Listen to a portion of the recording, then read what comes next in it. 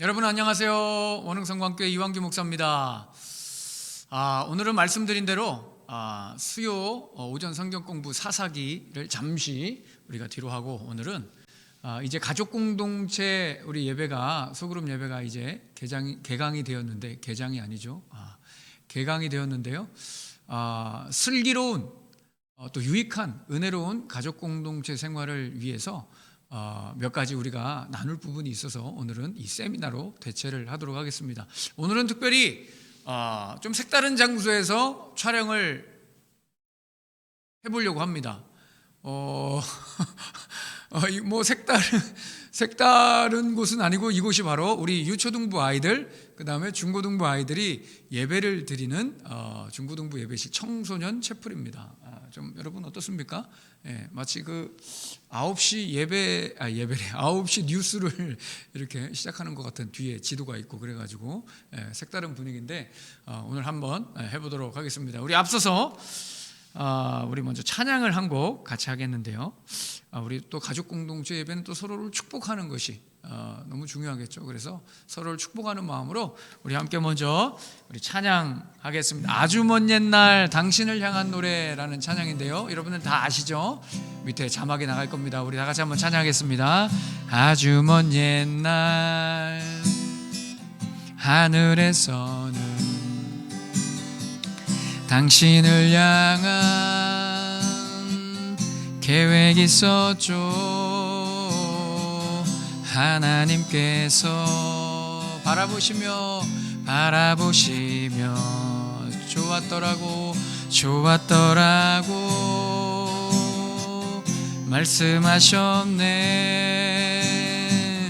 이 세상 그 무엇보다 귀하게 나의 손으로 창조하였노라.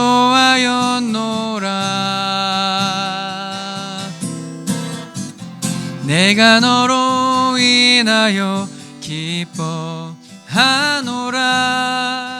내가 너를 사랑하노라. 사랑해요. 사랑해요.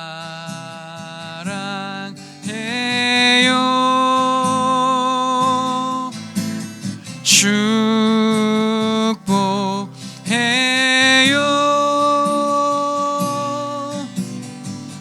당신의 마음에 우리의 사랑을 드려요. 좀 더 빠르게. 아주 먼 옛날 하늘에서는 당신을 향한 계획이 있었습니다. 계획이 있었죠. 하나님께서 바라보시며 좋았더라고 말씀하셨네. 이 세상 그 무엇보다 귀하게 나의 손으로 창조하였노라.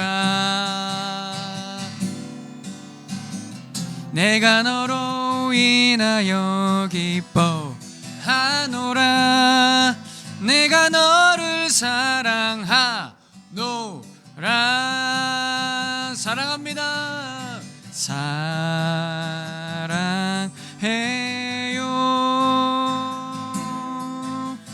축복해요.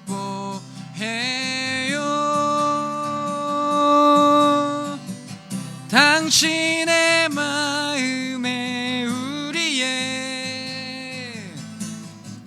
사랑을 드려요. 당신의 마음에 우리의 사랑을 드려요. 당신의 마음에 우리의 사랑을 드려요. 아멘. 와. 감사합니다. 자,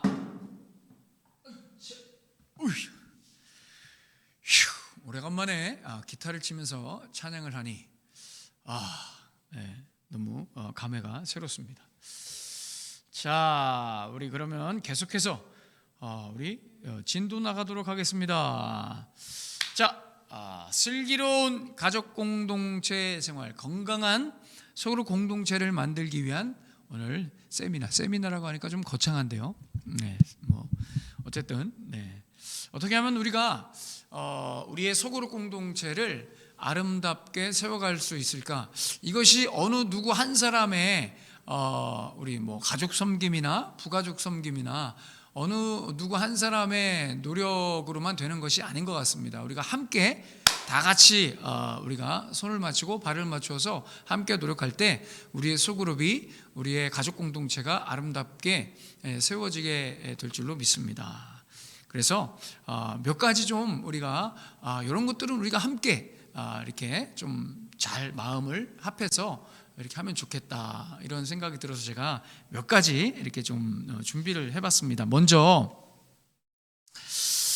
교회의 소그룹의 필요성에 대해서 한번 말씀을 나눠보려고 합니다. 교회의 이 소그룹, 우리 뭐 다른 교회들에서는 뭐 구역, 또 목장, 뭐 소들도 아닌데 목장, 뭐 구역, 그 다음에 또 뭐 여러 가지가 있어요. 셀 모임 뭐 그런 거 있지 않습니까? 그런데 저희 교회는 우리 성광교회 때부터 우리 가족 공동체로 이렇게 명명했죠. 우리가 하나님 나라의 가족이다. 그죠? 권속이다. 옛날에 권속이라는 표현을 썼죠.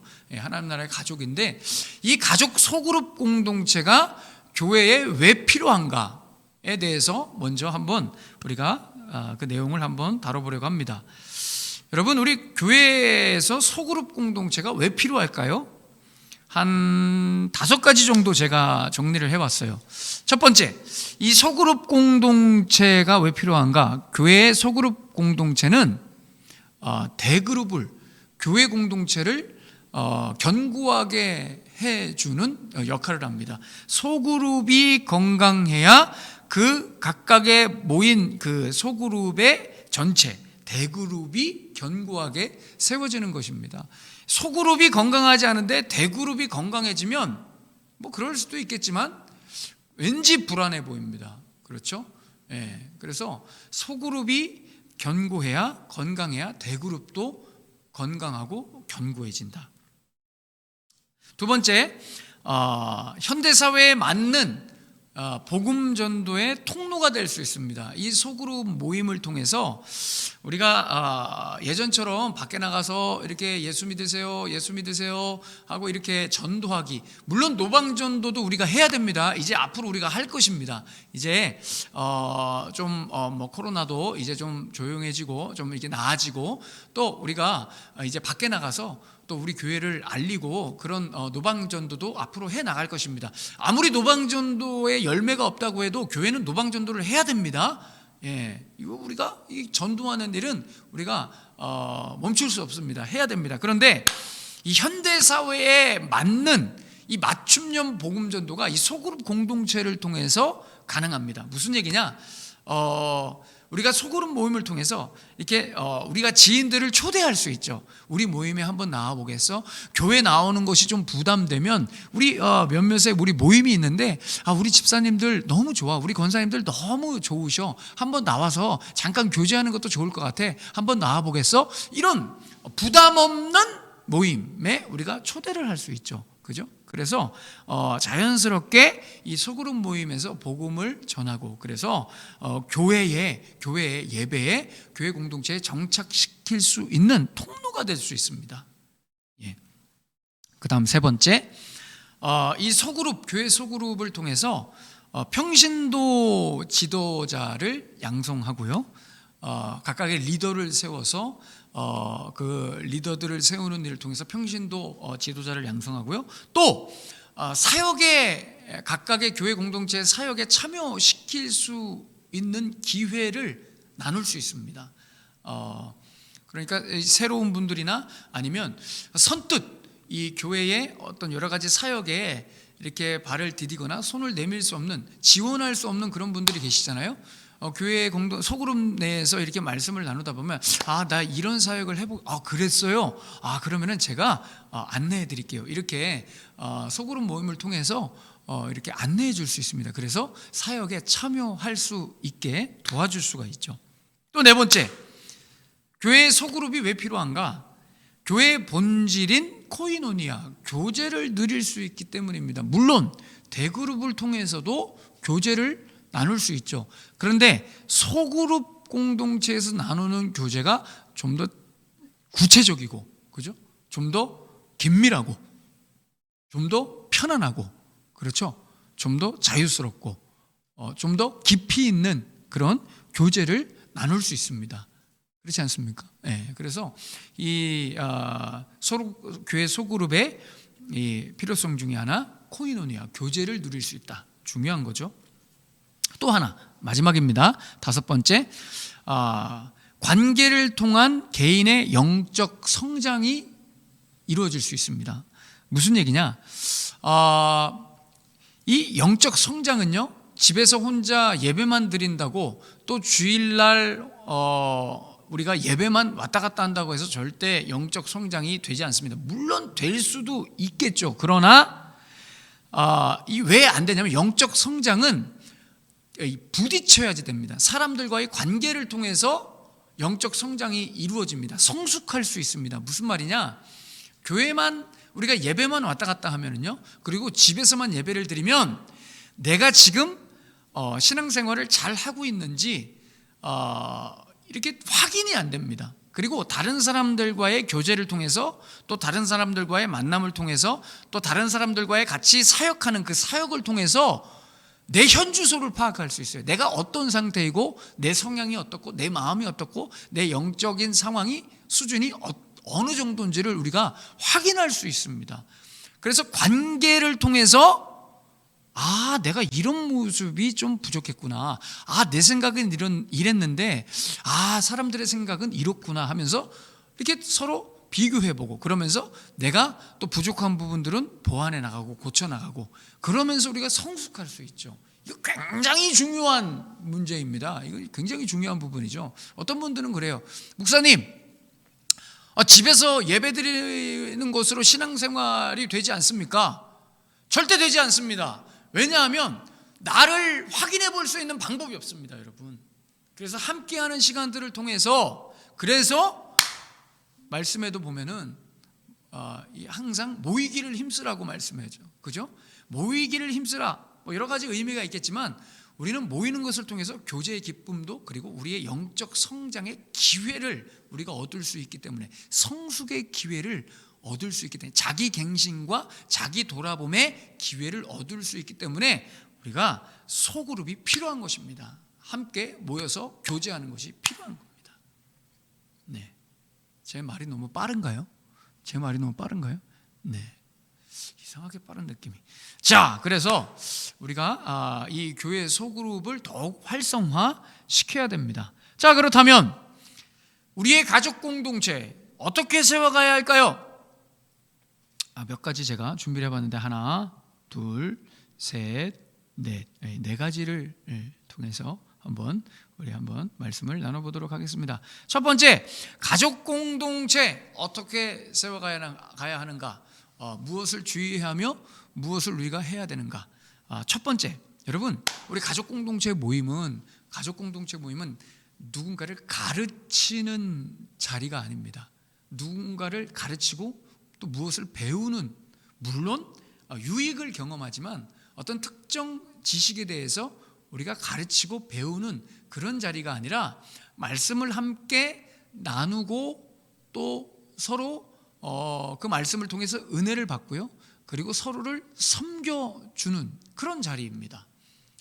이 섬김에는 여러 가지가 있을 수 있겠지만, 특별히 나도 은혜 받고 저분도 은혜 받을 수 있도록 더 낮은 자리에서 섬기는 것입니다.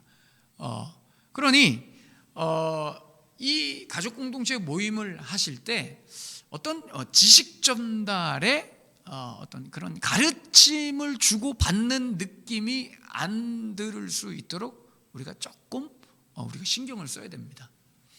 우리가 이제 앞으로 교환을 통해서 말씀을 나눌 건데 일방적으로 전달하거나 가르치는 것이 아니라 함께 그 교환을 나누는 것입니다. 그렇죠? 네. 그러기 위해서는 팩트가 있죠. 어떤 내용이 있습니다. 이 내용을 어떤 이 사실을 이 진리를 주입하는 식으로 어떤 상대방에게 전달하는 것이 아니라 서로의 상황, 지금 저분의 마음, 상태, 또 기분 여러 가지를 우리가 좀 고려해 가지고 서로 나눔이 될 수 있도록, 그죠? 서로가 흡수될 수 있도록, 나눔이 될 수 있도록 우리가 이 말씀을 나눠야 됩니다. 우리가 말씀을 나누다 보면 이 말씀이 예를 들어서 서로 사랑해야 된대요. 자, 서로 사랑하셔야 됩니다. 집사님, 서로 사랑하셔야 됩니다. 그런데 지금 이 집사님은 그럴 마음이나 여유가 없어요. 그래서 이 집사님이 제가 요즘에 좀 그런 것 같습니다. 아닙니다, 집사님. 그러시면 안 됩니다. 서로 사랑하라고 지금 여기 나와 있지 않습니까? 사랑하셔야 됩니다. 이런 거 조심해야 돼요. 제가 좀 너무 이렇게 극단적인 예를 들었는데, 우리가 서로 이것이 흡수되고 받아들여지고 서로 이렇게 좀 인정이 되고 이해가 되는 그런 수준에서의 그런 나눔으로서의 모임이 되어야 된다는 겁니다. 그래야 서로에게 유익이 되죠. 서로에게 유익이. 또 하나, 어떤 자기 생각과 자기 주장의 위주가 아니라 서로의 이야기를 들어볼 수 있는 그런 나눔이 되어야 됩니다. 일방적으로 어떤 한 사람이 계속 이야기하는 것이 아니라 저분은 어떻게 생각할까 하면서 서로 대화를 이끌어낼 수 있는 그런 대화, 그런 모임이 참 중요한 것 같습니다. 그래서 이 두 가지, 어떤 팩트가 있으면 그 팩트를 주입하고 또 그냥 팩트로 이렇게 팩트를 그냥 막 이렇게 하는 게 아니라 상황에 맞게, 저분의 지금 상태에 맞게, 그리고 또 하나는 자기 주장 위주가 아니라 함께 대화를 이끌어내는 식의 모임, 그런 모임이 되어야 되지 않겠나 생각을 해봅니다. 그리고 또 하나, 두 번째, 이 가족 공동체 모임은 비교의 자리가 아니라 예수님 안에서 은혜를 경험하는 자리입니다. 우리가 가족 공동체 모임을 할 때 그 모이는 분들의, 여러분 한번 이 모임을 한번 생각해 보세요.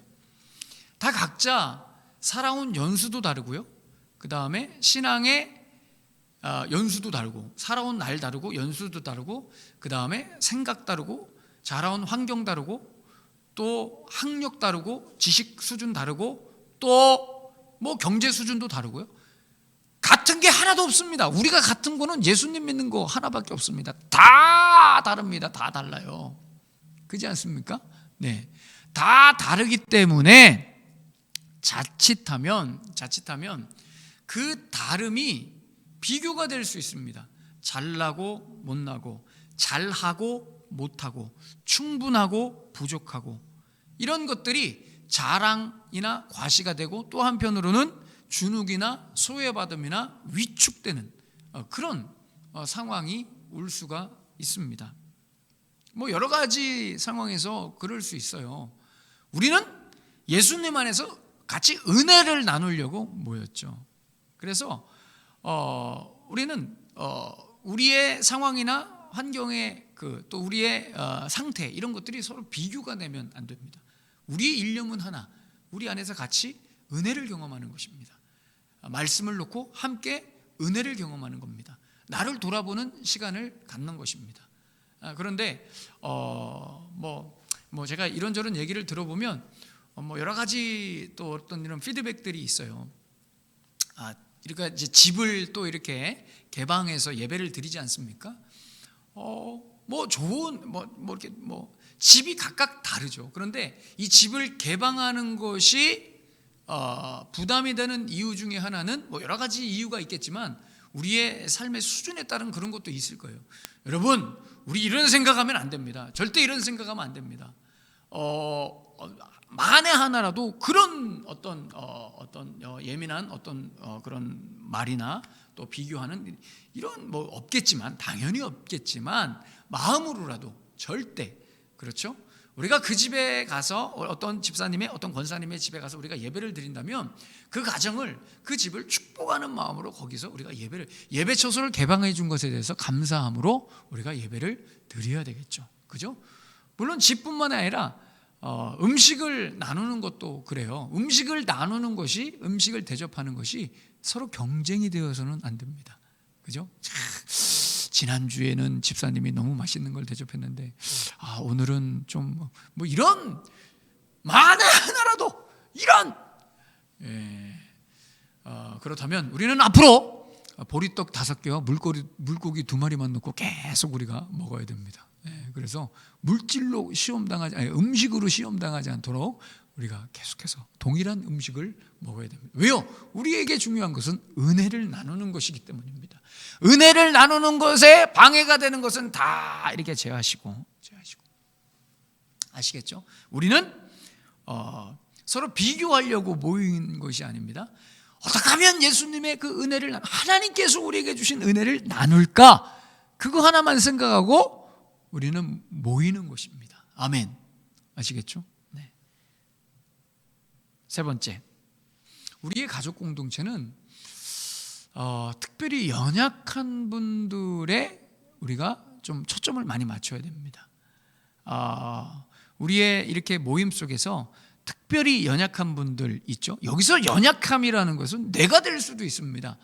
여기서 이 연약한 분들이라는 것은 뭐 몸이 아프거나 뭐 이런 것도 포함되고 뭐 여러 가지가 포함되지만, 특별히 초신자들 있잖아요. 신앙의 연수가 이렇게 좀 길지 않은 분들, 이런 분들을 우리가 잘 배려하는 우리의 소그룹 모임이 되어야 됩니다.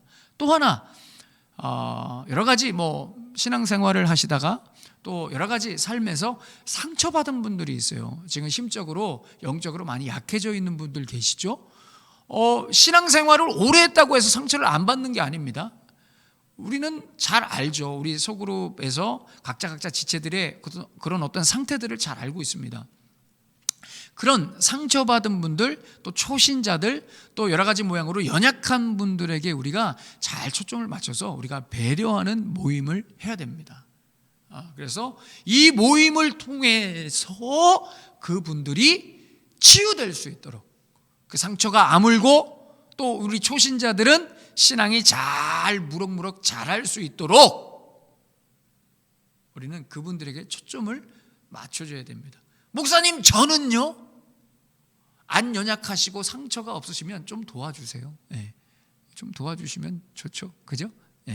그러라고 하나님께서 은사도 주시고 우리에게 환경과 상황도 주시고 능력도 주시는 거죠. 그래서 연약한 분들을 잘 세우는 우리의 가족 공동체, 소그룹 모임이 돼야 된다. 마지막입니다. 몇 분 지났죠?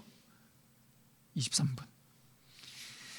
자, 마지막, 우리 가족 공동체 어떻게 세워가야 할까요? 우리 모임 속에서 가급적이면 이런 대화들은 하지 말아야 됩니다. 그것이 무엇이냐? 어떤 정치적인 이슈입니다. 정치적인 이슈. 뭐 진보야, 뭐 보수야, 이런 얘기 하시면 안 됩니다. 네, 우리 소그룹 모임, 우리 가족 공동체 예배 때는 절대, never, absolutely, 절대 이런 얘기 하시면 안 됩니다. 여러분, 뭐 정치적인 이슈도 그렇고요. 또 우리 세상적인 이슈들 있잖아요. 뭐 가령 예를 들면 지금 화면에 나가고 있는지 모르겠는데 뭐 부동산, 그죠? 또 어떤 세상적인 일들, 뭐 사업, 뭐 돈, 그죠? 그 다음에 뭐 자녀 교육, 뭐 저기 가면 학원이 좋대, 뭐 자녀 교육, 뭐 이렇게 하면 우리 애는 이렇게 잘 돼서 저렇게 잘 됐어. 잘된 얘기들, 이 잘된 얘기들은 조금씩만 하셔야 됩니다. 조금씩만, 서로 축하해 줄 수 있어요. 잘된 얘기 계속하면은 이제 못된 분들이, 성격이 못됐다는 게 아니라요. 이렇게 이렇게 말이 이상하죠. 이렇게 잘 되지 않은 그런 분들은 상처를 받을 수 있습니다. 그러니까 적절하게 하시고요. 물론 이런 뭡니까 자녀 교육이나 아니면 삶의 어떤 세상적인 일들에 대해서 어떤 어려움을 당한 그런 일들에 대해서는 어떤 함께 기도할 수 있는 그런 기도 제목들은 나눌 수 있습니다. 우리 아이가 요즘에 이래요. 내가 이렇게 했는데 뭔가 내가 잘못한 것 같아요. 뭐 어떤 회개 또 아니면 실수, 우리의 연약함 이런 것들은 물론 나눌 수 있지만 어떤 세상적인 주제에 대해서 너무 이런 것이 자랑이 되고 뭐 이런 그렇죠? 또 세상적인 이슈, 정치적인 이슈 이런 것들은 우리가 가급적이면이 아니라 이렇게 하면 안 됩니다. 사실은 왜냐하면 모임에 은혜가 떨어져요. 이게 왜 모였는지 이게 굉장히 열심히 은혜를 나누다가 마지막에 가서 뭐 이런 얘기하고 그러면은 갑자기 영으로 시작해서 육으로 마치는 이상한 그림이 나오게 되는 것이죠. 그 믿음의 어떤 그런 이야기보다 인간적 친분이나 여러 가지 뭐 세상적인 이야기, 그죠? 이런 것들을 이야기를 하다 보면은 이게 좀 모임의 그 성격이 흐릿해지는 겁니다.